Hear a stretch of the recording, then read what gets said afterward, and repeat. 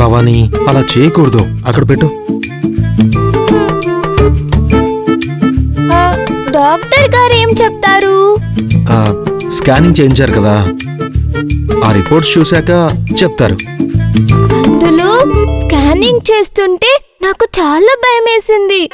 ఏదో గుహ లోపలికి వెళ్ళినట్టు, నన్ను తీసుకువెళ్ళినట్టు అనిపించింది. అక్కడంతా విచిత్రంగా ఉంది. ఇప్పుడు భయం తగ్గిందా?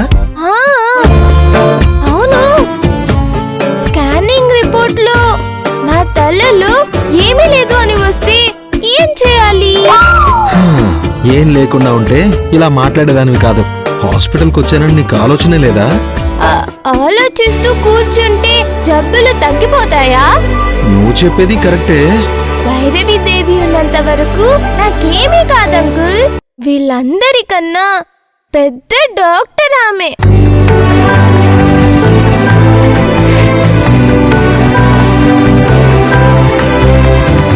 ఇప్పుడు ఎలా ఉన్నావు భవానీ? తలనొప్పి ఉందా? లేదు, ఇప్పుడు బాగుంది.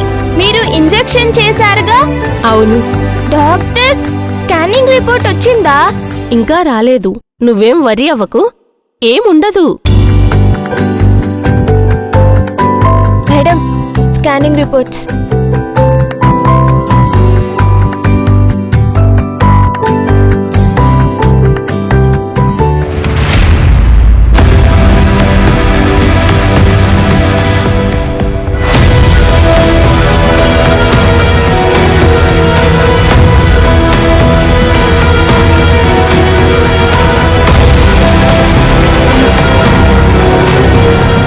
ఏమైంది డాక్టర్? అంతా బాగుందా?